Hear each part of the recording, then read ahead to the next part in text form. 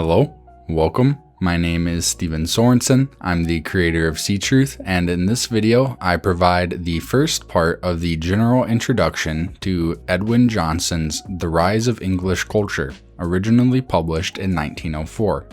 If you want to learn more about who Edwin Johnson is, the first 3 videos in this series go into detail about his life and education.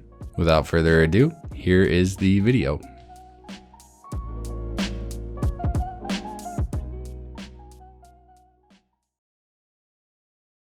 About 400 years ago, according to the unanimous opinion of our historians, the foundations of our modern culture and institutions were laid.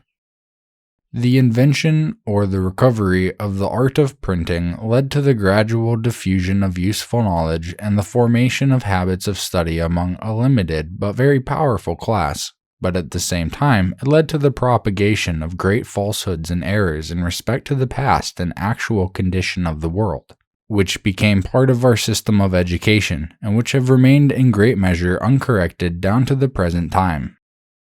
These still exert, in the opinion of many, a baneful influence upon our thoughts and habits by hindering us from seeing the world as it is, and our fellow men as they actually are. There can be no clear understanding of the present state of society and no well-directed effort for its improvement unless we attend to what the men of letters were doing in the world about 400 years ago. I am attempting in the present work a re-examination of the legends relating to the discovery of the world. For, in fact, our knowledge of the world, in any adequate sense, was but beginning at the time when the first bold navigators rounded the southern promontory of Africa, or sailed far westward of the Azores in quest of the new orb. Gradually the truth stole into the general mind that the earth was not based on a plain surface surrounded by an unnavigable ocean, but was a sphere or ball, which might be surrounded in ships. Gradually, the belief in the existence of monstrous forms of human or bestial life gave way before repeated and accurate reports from distant lands. Gradually, the mind of Europe recovered from that hypertrophy of the imagination, from that delirium of the fantasy which had been stimulated by dreamers and sedentary recluses, and acquired courage to face the dangers of the visible and to ignore the dangers of the invisible world. How can the study of the progress of human knowledge and of human endeavor during these 4 centuries be other than interesting, and not only so, but in the highest degree encouraging to all who believe in the still unexhausted resources and capabilities of our nature? It must indeed be the task, in some respects a painful one, of the modern historian to expose many an illusion in reference to our traditional and imagined past. We are still, year by year, recovering from that overfed and overstimulated habit of imagination of which I have spoken. In other words, we are recovering that habit of sane judgment which has been so long depressed in the interests of a blind and unquestioning faith. We begin to draw, more and more sharply, the line of discrimination between those mental representations which arise in listening to church music and oratory, or in witnessing the drama of the stage, or in reading the poet's heroic verse, and those which arise from the experience of the more outside and commonplace world. The need in every branch of thought and inquiry is to separate fancy from fact. The need is to control the licenses of the imagination and to be controlled by the authority of the seen, the proved, and the known. A judicious habit begins to prevail. I desire to point out with more than usual emphasis that the time preceding the discovery of the world was a time of the grossest ignorance here in the West. The period we speak of vaguely as the Middle Ages is sometimes also called the Dark Ages. An age being taken to mean 100 years, it may be said that the 15th age or century is of all the darkest, and by contrast with it, the impressions we form of the 16th century are those of an extraordinary brilliance.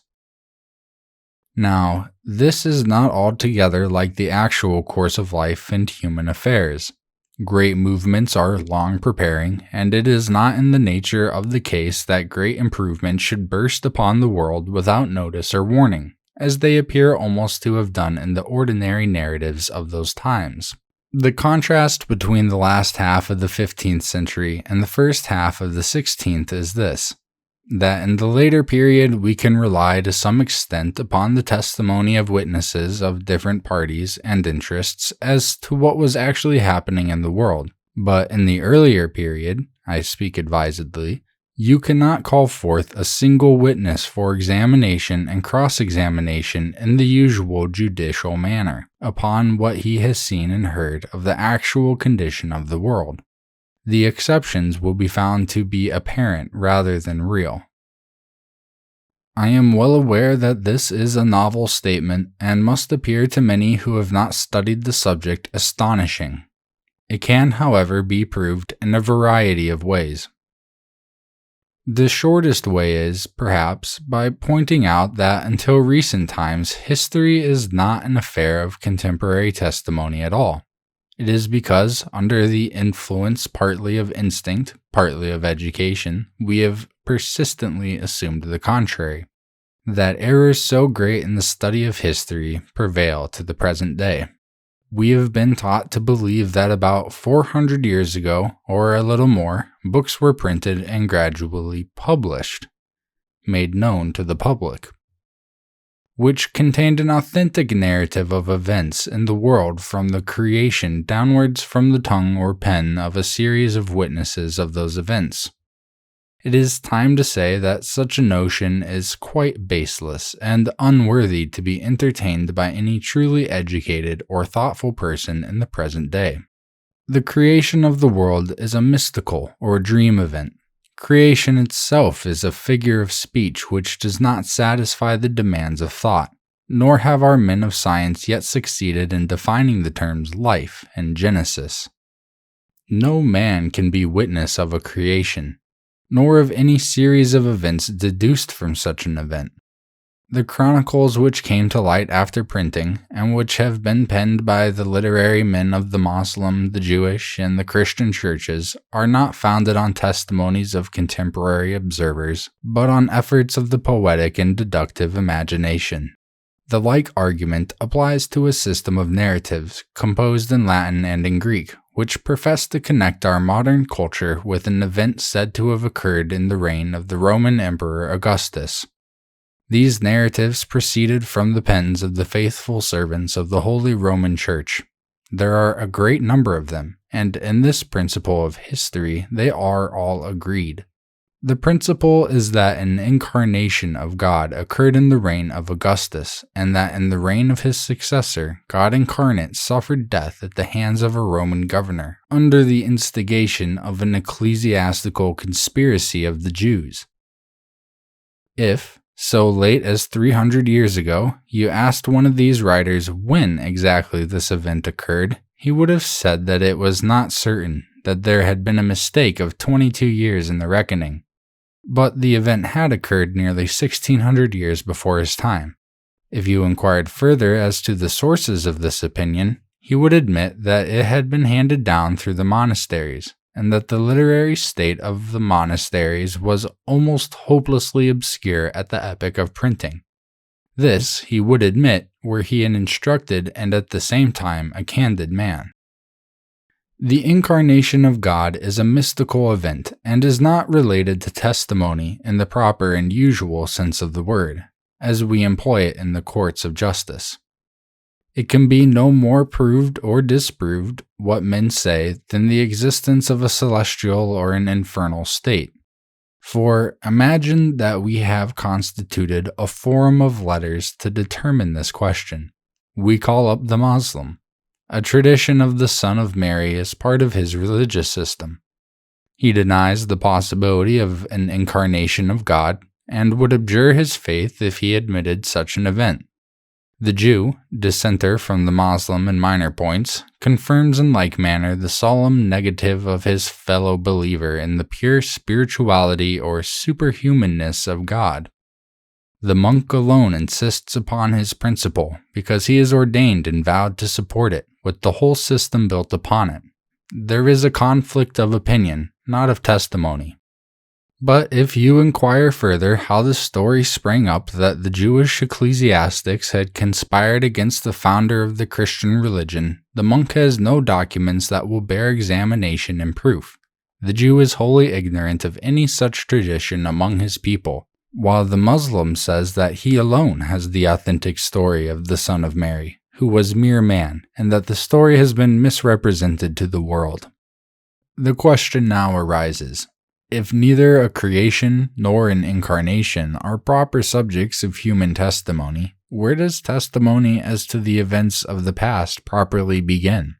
Of what event can we say this is proved according to the ordinary rules of evidence? That is to say, by contemporary eyewitnesses, men able to observe and willing to report, if not the truth, the whole truth, and nothing but the truth, at least the substance of the important fact. The Muslims look back to the flight of the Prophet and date downwards from it. Can they, then, point to contemporary witnesses of that event? On the contrary, when the rise of their literature is considered, and its nature, it will be seen that they began to write when their great period of struggle and conquest had long receded into the dim distance of enthusiastic fancy. The literature is much later than is commonly supposed, and is dictated by a brilliant effort of the imagination.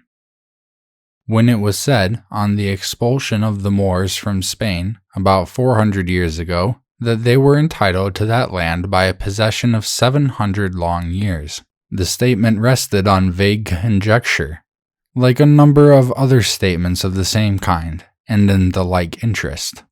We have no authentic narrative from any side of the time and the manner of their entrance into Spain, and of the succession of events from that time. It is sufficient to point out that their history is constructive, like that of all peoples, and that about 400 years ago the students of the West looked up to them as the leaders in all branches of culture. I desire not to be prolix, and to leave much to the meditation of the intelligent reader.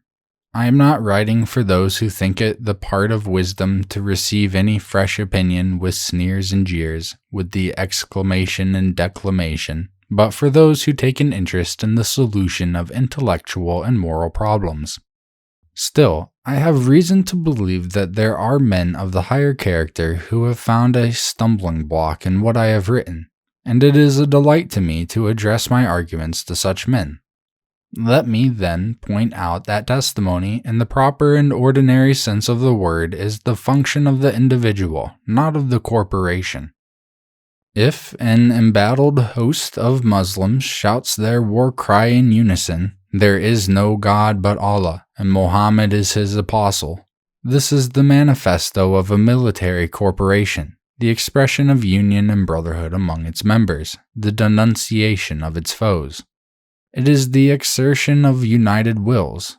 It is not testimony to fact. So of a hymn sung by a chorus of monks in praise of the salutary virtue of the cross, the recitation of the creed, or any history that has been merely learned by heart. It is among the unhappy abuses of ecclesiastical language that men should be called martyrs who suffer not for being witness to what they have seen, but for adhering to a statement they have been taught to recite. It will be found, when the subject is fully understood, that it is the grossest blunder on the part of any critical historian to treat the chronicles which came to light after the invention of printing as if they contained the evidence of independent observers of the world. They were, on the contrary, the production of men who had been taught to agree upon a dogma and a fable, and though their manuscripts may be impressive upon the mind of the unwary reader, their opinion is of no more value than the opinion of a solitary man. If that opinion be once fairly challenged and its foundation denied, the whole fabric falls to the ground. The reader may ask how it is that these points have been so long neglected, how it is that they have escaped the attention of our most skeptical and thoughtful historians. There is a very instructive answer to this question. During the revival of letters and the Great Rebellion against authority and dogma associated with the name of Martin Luther, there were brought to light some expressions of doubt or even of contemptuous denial in reference to the tales which came from the monasteries, the strength of which had never been surpassed. It was said that the accomplished pontiff himself, Leo X, had avowed in a letter to a cardinal that the Christian story was nothing but a fable profitable to the clergy. It was said that young wits in Rome had declared the story did not rest on authentic testimony, but on saintly tricks. It was said that a clerk in the papal service, Lawrence Valla, had exposed the falsehood of legends which were part and parcel of the system of ecclesiastical history. The legend of epistles exchanged between Jesus and Abgarus, legends concerning the apostles, legends concerning Constantine, legends concerning Saint Isidore and his decretals. All these legends came from one and the same source, from the forge and the writing houses of fable in the monasteries. Why were these warnings forgotten, these denunciations disregarded? It was because dishonest fabulists were organized and disciplined in the use of the pen, as critical and honest men were not. It was because confederacies and falsehood do in this world constantly triumph over solitary integrity and worth. It was because when men once renounced the virtue and independence of their souls for the sake of blind obedience and the interests of empire over the world, they bid farewell to the hope of dealing frankly and fairly by their fellow men. It is because the uneducated multitude, ever fiery hot for fable and icy cold to truth, tacitly encouraged their would-be rulers in the cultivation of the appetite for the absurd, the impossible, and the incredible. Since the revival of letters, few have been the clergymen who have the wit and the courage to expose and contradict the system of ecclesiastical fable. Beyond a certain point, a man in holy orders cannot proceed without facing the necessity of resigning his own position or being guilty of at least gross inconsistency. Could we discover and bring to light a list of bishops and other dignitaries who, having discerned in studious hours the rooted falsity of the whole system they had been vowed in youth to defend, renounced everything for truth's sake, they would indeed contribute a nobler roll of martyrs than any of whom the world has yet heard. But it seems human nature is not so constituted. It may delight in the idea of renunciation for the sake of an ideal being, but in practice it feels itself unable to renounce material good for the sake of the most ideal and most majestic of beings, if so we may speak of truth. Among the laymen who have dealt with history stands out eminent one of the simplest and purest-minded of our countrymen, David Hume.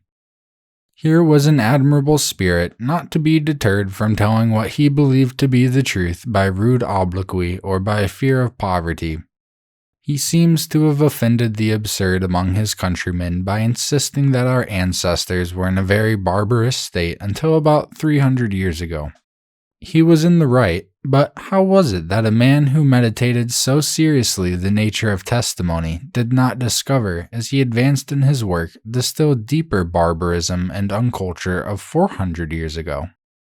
It is no uncommon thing for a man who is strong in his apprehension of general principles to be lax in his application of them. Hume did not bring his critique of human testimony to bear fully upon the documents of English history. He says, in effect, in one place, that the name of saint is synonymous throughout ages for mendacity, and he frequently scoffs at the nonsense and indecency of the monastic writers. But he never saw that he had to do with a literary conspiracy rather than with a number of distinct writers. He did not investigate chronology. Neither he nor Gibbon appear to have given attention to the remarkable assault on the part of certain Jesuit scholars upon the early or Benedictine church literature about 200 years ago. There is a passage in Hume in which he points to the knowledge of classical literature enjoyed by the monks. Had he made a wider study of the subject, he would have seen that the fact is an infallible index to the epoch of those writings, that is, the revival of letters. It can be shown beyond dispute from documents only brought to light during the lifetime of Hume that culture was only beginning in any worthy sense among the men who had founded the colleges of Oxford and Cambridge during the reigns of the first princes of the House of Tudor. The like holds good of all the schools of the West, but it is impossible to produce the evidence in this place which lies in mass in the annals of the Order of Saint Benedict and its literary history, which has never yet been examined with thorough critical attention.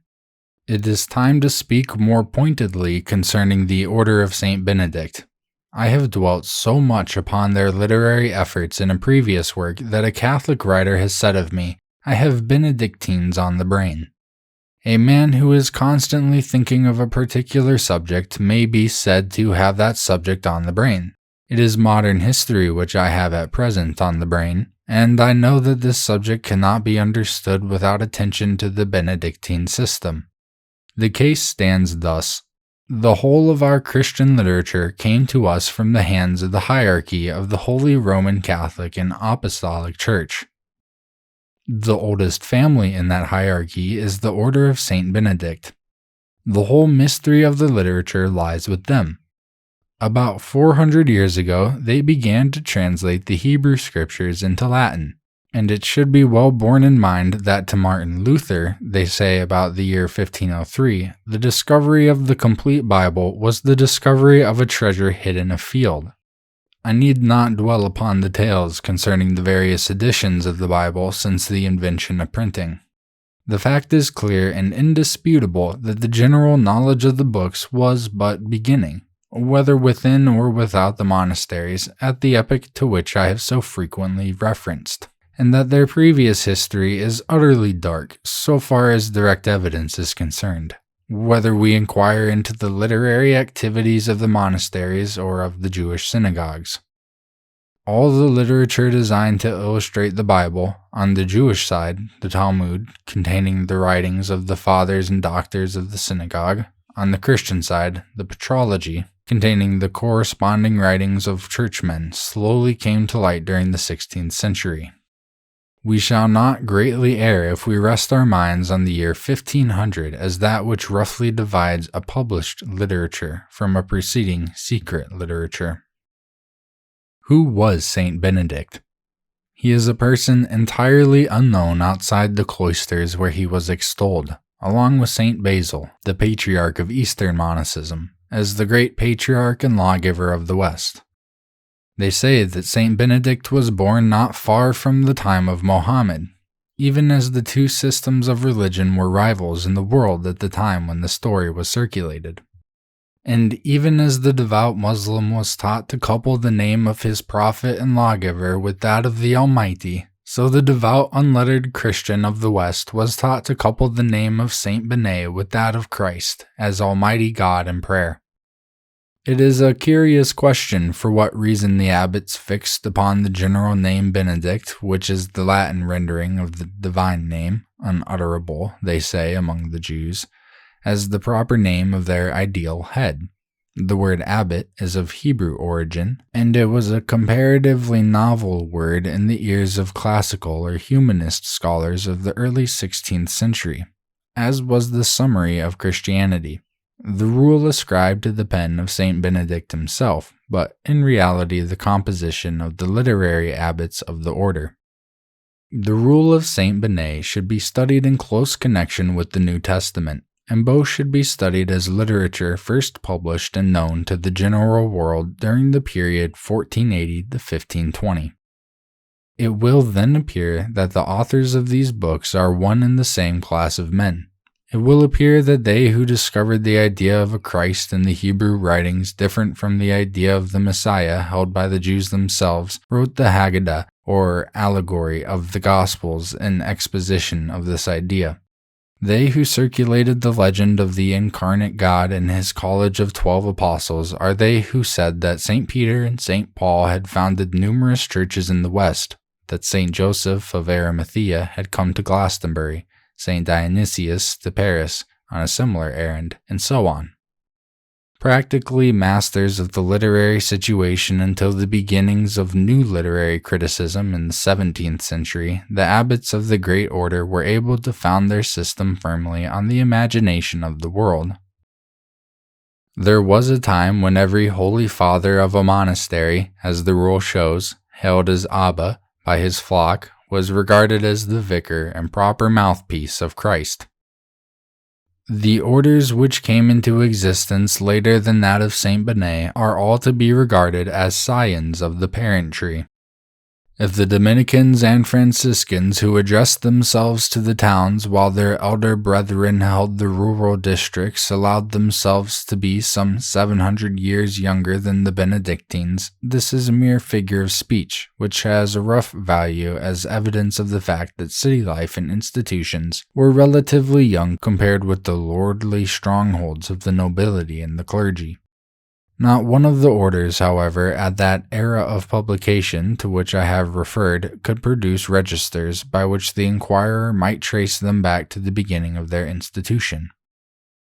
Let me now invite attention to the question of chronology. A chronology originates in the impatience of darkness and vagueness in notions of the past, which are peculiarly painful to educated or reading people. It may be safely laid down that our ancestors, as Jack Cade says in Shakespeare, were content enough with the use of the score and the tally until the appetite for the knowledge of antiquity set in. Time being a mental conception founded on experiences of the senses, we can only make a clear image of the past from the analogy of measured and divided space. We think of descending the course of a stream when we advance from the early to the recent, or of ascending the stream when we seek to recover the earlier from the recent event. Or we think of a climax, scale, or ladder, by which we seem to descend or ascend the length of a given period, the distance between each rung being, by the connection which has come down to us from the revival of letters, an age or period of 100 years. The question arises, at what epoch was this chronological scale laid down, and what is its value? Again, I would point the reader to the era of publication, about 1480 to 1520, in the accepted figure of speech.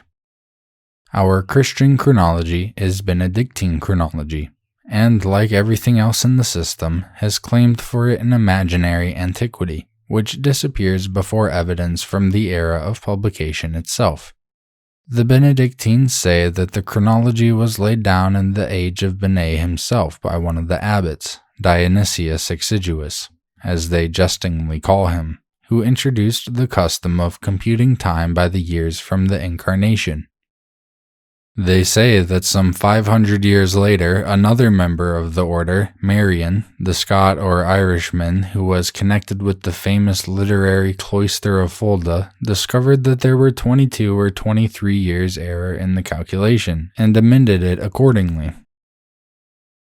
Not to weary the reader with an unnecessarily elaborate exposure of this fable, the mere fact is that it was not known to general scholars until about 300 years ago. One of the most illustrious of them, John Selden, says that he was the first to notice, on the credit of the story, that the chronology needed correcting by the 22 years.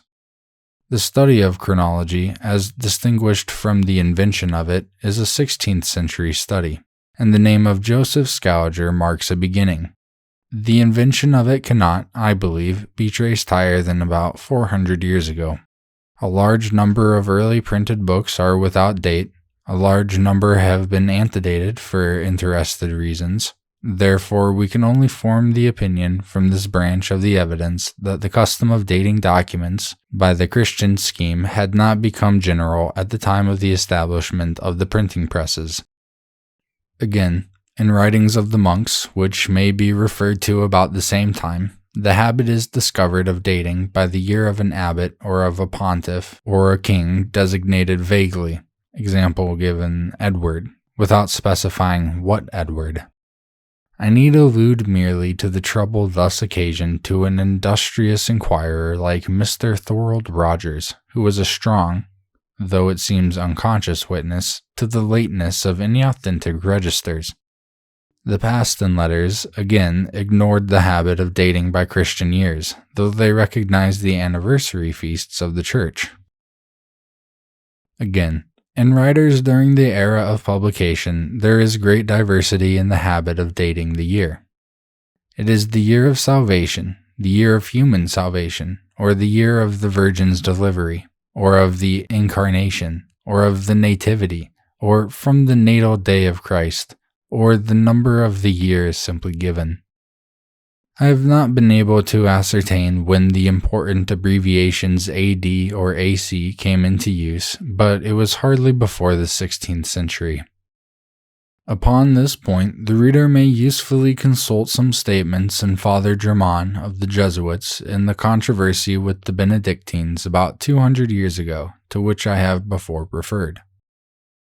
The intelligent student will at once grasp the importance of these conclusions. If the custom of dating by years and centuries came in about 400 years ago, and very uncertainly even then, the documents supposed to have been written before that time cannot be used as good evidence of events. The higher rungs of our chronological ladder proved to be merely imaginary, and we find ourselves in the darkness preceding the epoch of publication without means of knowledge of what had been occurring in the world, unless public impressions and vague conjectures, from what 16th century writers tell us, may be dignified with the name of knowledge. The reader will begin to understand how it is that the narratives of the conquest over the Moors in Spain, the expulsion and dispersion of the Jews from their beloved settlements in Spain, the voyages of the Portuguese and the Spaniards are full of chronological discrepancies, as well as devoid of all fullness and accuracy of details. It must ever be so in a state of life where not even annual registers of events were faithfully kept, and some bare outline of fact is all that invention and fancy can build upon. If we turn to the Jewish men of letters, our means of exact knowledge are hardly improved. It is not, I believe, held by competent critics among the Jews that their calendarists and chronologers had completed their system until some comparatively short time before or after the terrible Spanish persecution. Few indeed are the Jewish historians of what I have called the era of publication, and when you separate from their writings what they have learned from some knowledge of the Gentile chronicles, slight indeed is the material of reminiscence or record in Jewish families. Their chronologers, R.R. Zacuto and Gans, both 16th century writers, have in reality no scale by which to ascend through the darkness of the past. They have merely the mystical theory that deduces events from the creation, to which they had first mystically reckoned back by a series of days or periods of 1,000 years. The Mohammedans had a similar theory of the religious days as equivalent to 1,000 years. They, however, made the world several thousand years older than the Jews. The reason for these differences we need not discuss. It suffices for the present purpose to point out that the chronologies are none of them founded on registers, but on guesswork and ecclesiastical dream, and afford evidence mainly of the dream life of the enthusiastic members of the different corporations.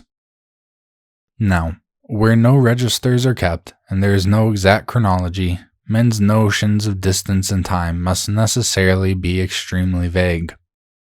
The duration of objects of human art and of human life itself is but roughly guessed at, and in this ignorance, love or pride or ambition are always at work, inducing an exaggerated notion of antiquity.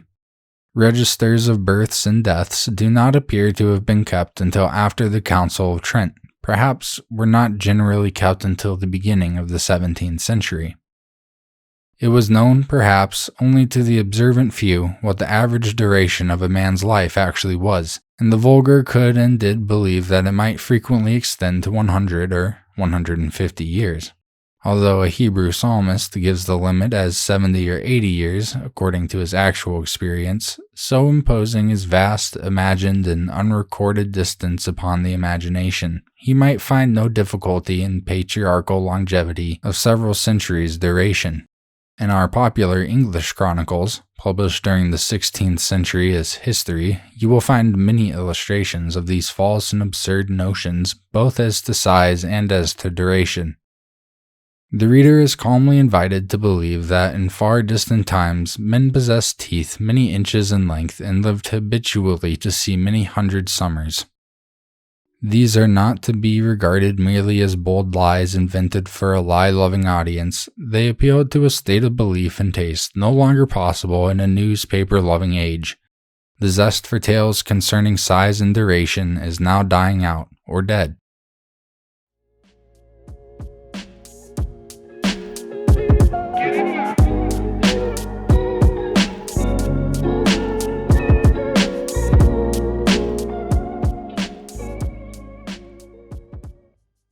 That concludes my audiobook reading of Edwin Johnson's The Rise of English Culture, the first part of the general introduction. Like the video, hit subscribe, leave a comment, tell me something that you thought of while listening to this video. Until next time, never stop seeking the truth about chronology.